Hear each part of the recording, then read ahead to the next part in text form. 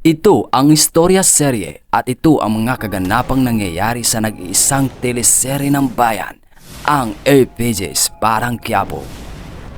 Una sa ating pag-uusapan ngayong araw na ito, si Bubbles ay nahulog na nga kay Tanggol habang napansin na nga ito ng kanyang mga kaibigan sa silda habang pinag-uusapan nila si Tanggol na tila kinikilig nga itong si Bubbles.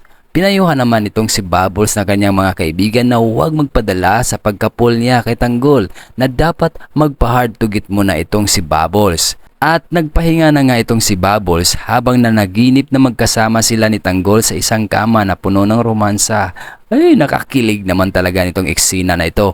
Kaya naman napansin itong si Bubbles na kanyang mga kaibigan at agad naman nila itong dinisturbo sa kanyang pagtulog habang nagising na nga itong si Bubbles na tinitingnan ng kanyang mga kasama sa selda na para bang may pelikula. At sa pangalawa sa ating pag-uusapan ay ito ngang si Tess ay napansin ni Tinding na matamlay at balisa na tila may iniisip, kaya naman napatanong itong si Tinding kay Tess kung okay lang ba siya.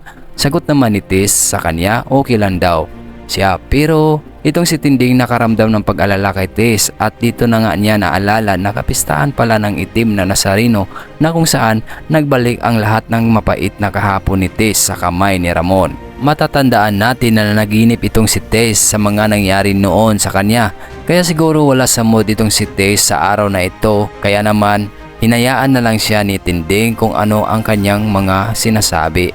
At ang pangatlo sa pag-uusapan natin ay ito ngang si David na talagang hindi pa rin nagbabago ang kanyang pakikitungo kay Camille kahit buntis ito. Matatandaan natin na abot hanggang langit ang pagmamakaawa nitong si David kay Camille para patawarin ito at iorong nito ang kaso na isinasampa sana ng mga magulang ni Camille.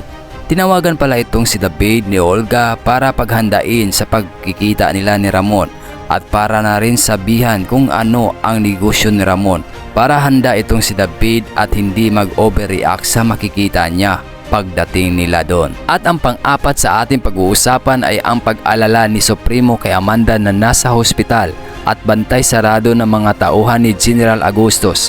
Ayon pa kay Supremo, nagagawin niya ang lahat para magkasama ulit sila ni Amanda.